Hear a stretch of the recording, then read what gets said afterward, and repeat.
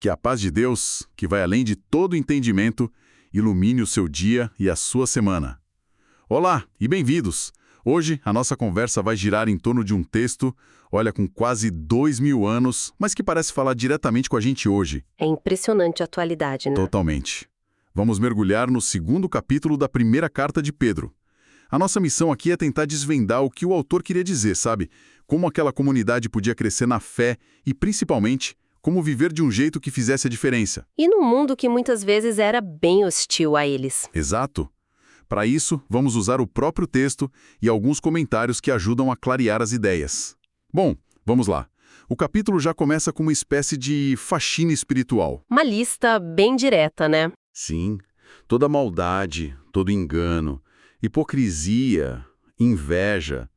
E logo depois, ele lança a primeira grande imagem, a de desejar o leite espiritual puro como bebês, para poder crescer para a salvação. Essa imagem é muito forte, mas o que seria exatamente esse leite espiritual? É uma metáfora fantástica, porque é universal. Todo mundo entende o desejo quase desesperado de um recém-nascido por alimento. É instintivo. Exato. O leite aqui é a palavra de Deus, o ensinamento da fé. Pedro está dizendo que nosso desejo por isso não deveria ser algo casual, sabe?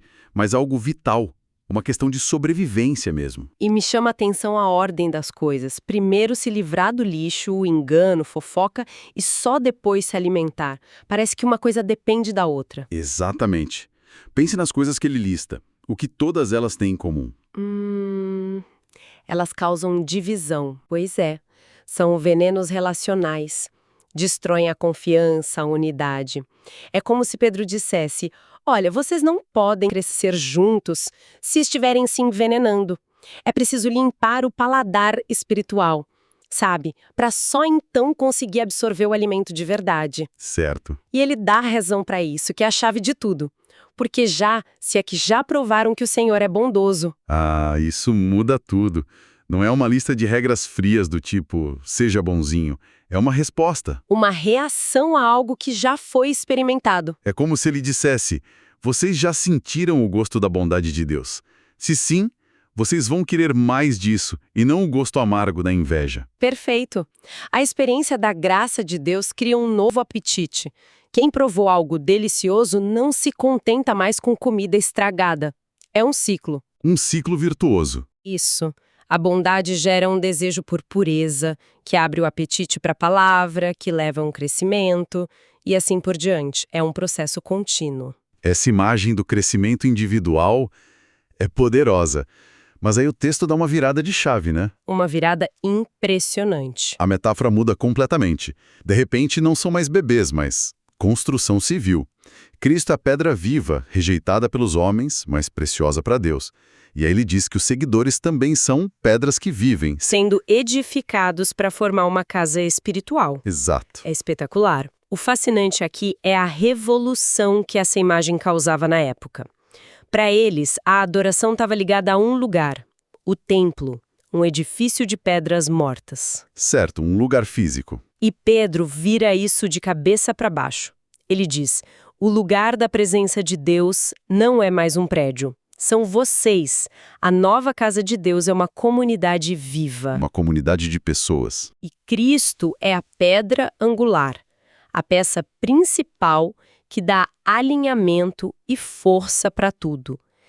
Cada pessoa, cada pedra viva, só encontra seu lugar e função quando está conectada a ele. É incrível pensar nisso hoje, numa cultura tão focada no eu, na identidade individual. Totalmente contracultural. A ideia de que nossa identidade mais profunda só se realiza quando estamos, cimentados uns nos outros e numa pedra angular, parece que a gente perdeu um pouco isso, né? Acho que essa é uma das grandes tensões da fé hoje. A mensagem aqui é clara. Você não é uma pedra isolada. Você foi feito para se encaixar numa estrutura maior. E essa casa espiritual tem uma função: ser um sacerdócio santo. Certo, sacerdócio santo. No Antigo Testamento, os sacerdotes eram uma classe especial, né? Os mediadores. O que significa dizer que todos agora são sacerdotes. Significa a demolição completa das barreiras de acesso a Deus. Em Cristo, o véu se rasgou para todo mundo. Cada crente tem acesso direto, sem intermediário humano. E qual a tarefa desses sacerdotes? Oferecer sacrifícios espirituais.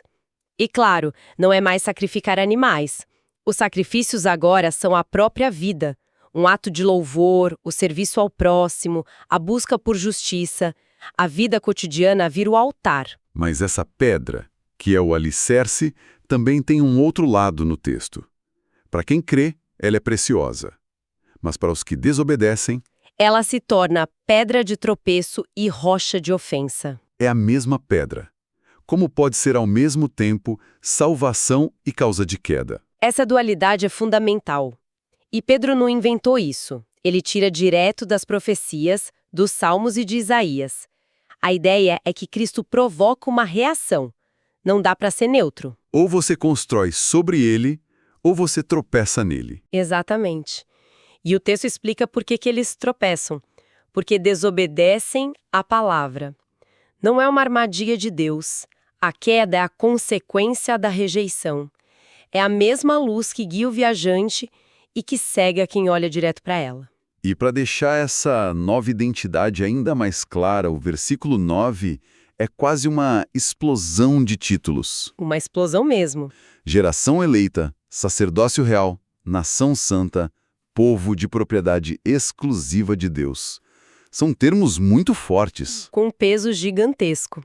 Se a gente conecta isso ao quadro geral, percebemos o quão radical era. Cada um desses títulos foi dado a Israel no Monte Sinai. Eram as joias da coroa da identidade deles. E agora Pedro aplica uma comunidade mista. Exato. Judeus e, principalmente, não-judeus. Ele está dizendo que a identidade do povo de Deus foi redefinida. Não é mais sobre etnia, mas sobre a fé em Cristo. E qual o objetivo disso? Só para fazer as pessoas se sentirem especiais? Pelo contrário, o texto imediatamente amarra a identidade à missão. Vocês são tudo isso para quê? Para proclamarem as virtudes daquele que os chamou das trevas para sua maravilhosa luz. Isso. A identidade não é um privilégio para ser guardado, é uma plataforma para a missão. O propósito de ser especial é mostrar ao mundo como Deus é especial. Ok, então essa identidade é grandiosa. Mas como uma nação santa vive o dia a dia? Paga os impostos, lida com os vizinhos. É aí que o texto desce para a prática, nos chamando de peregrinos e forasteiros. Exato. Se só a cidadania principal está no céu, você nunca está completamente em casa neste mundo. Ser um peregrino é ter um sistema de valores diferente da cultura dominante.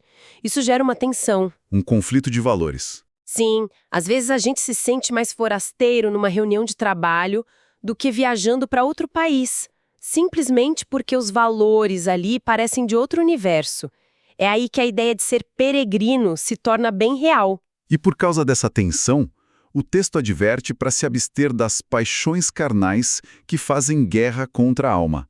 É uma batalha interna, mas também externa, né? Sim, porque a conduta exemplar é apresentada como uma arma poderosa. O objetivo é que os de fora observem as boas obras que vocês praticam e glorifiquem a Deus. Era uma forma de testemunho. A principal estratégia de evangelismo deles. Naquela época, os cristãos eram alvos de todo tipo de fake news, acusados de tudo. A resposta de Pedro não é façam um debate. É vivam de forma tão íntegra, tão honesta, que as acusações percam a força. A vida de vocês deve ser a melhor defesa da fé. Certo. Mas aí o texto dá um passo que, para ser sincero, sempre me incomodou um pouco.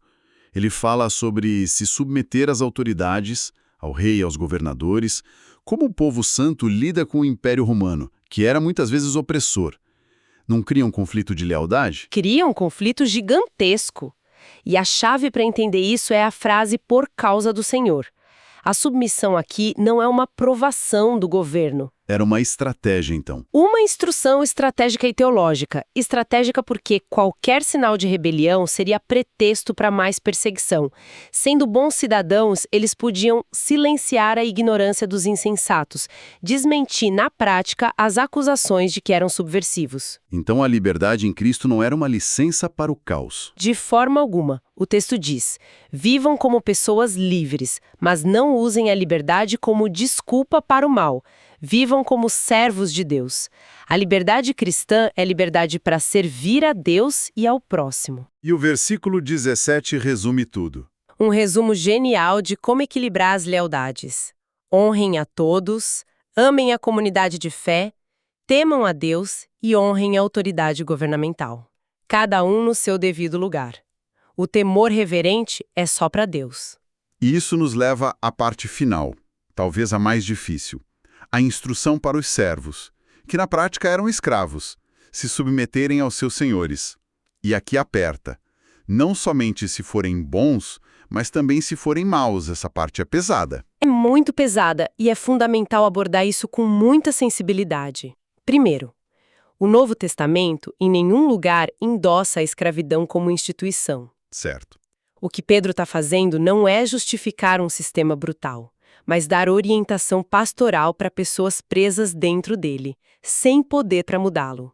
O foco é a atitude interior em meio a um sofrimento que não dá para escapar. Então, o valor não está no sofrimento, mas na atitude diante dele. Precisamente, suportar o sofrimento injusto por questão de consciência para com Deus é algo que agrada a Deus. Não é ser passivo, é manter a fidelidade e a dignidade em Deus quando o mundo te trata de forma indigna. E aí ele aponta para o modelo supremo. Cristo, pois para isso vocês foram chamados, que também Cristo sofreu no lugar de vocês, deixando exemplo para que vocês sigam os seus passos. E isso redefine tudo. Ele detalha o exemplo de Cristo, sua inocência total, sua reação à injustiça, quando insultado não revidava, quando sofria não ameaçava. O que ele fazia? Ele se entregava àquele que julga retamente. Cristo nos mostra que é possível absorver o mal sem se tornar mal, confiando que a justiça final pertence a Deus. Mas o texto não para no exemplo, né? Se fosse só um exemplo, seria impossível de alcançar. Ele é nosso redentor através do sofrimento. O versículo 24 é o coração do Evangelho. Ele mesmo levou em seu corpo os nossos pecados sobre o madeiro. Isso, é a expiação substitutiva. O sofrimento dele foi um ato redentor com um propósito, para que, mortos para os pecados, pudéssemos viver para a justiça. A morte dele nos liberta. E o capítulo fecha com essa imagem de cura, de um pastor encontrando suas ovelhas. Pelas suas feridas vocês foram sarados. É uma conclusão que traz um conforto imenso. Depois de falar de injustiça, sofrimento, a imagem final é de cuidado, proteção, pertencimento. Estavam desgarrados como ovelhas, mas agora se converteram ao pastor e bispo de suas almas. A ovelha perdida, sem rumo, agora foi encontrada e está segura. Para aqueles primeiros leitores, vivendo como uma minoria vulnerável, essa promessa era tudo. Que percurso incrível! A gente começa de forma bem pessoal, o chamado para crescer. Depois, a visão se expande para essa identidade coletiva poderosa de pedras vivas. Vimos a aplicação prática de viver como peregrinos. E tudo culmina no exemplo e na obra redentora de Cristo, que nos dá o modelo e o poder para enfrentar o sofrimento com confiança na justiça de Deus. Exatamente. E se a gente pudesse deixar um pensamento final, talvez fosse este. O texto nos desafia a pensar na nossa própria conduta. Se aqueles crentes foram chamados a viver de forma tão exemplar que sua vida podia silenciar os críticos e atrair pessoas a Deus, mesmo sob perseguição. Como essa responsabilidade se aplica a nós hoje? Exato. Em nosso contexto, com as liberdades e os desafios que temos, a nossa vida hoje aponta para a bondade de Deus. Que Deus abençoe todos os ouvintes.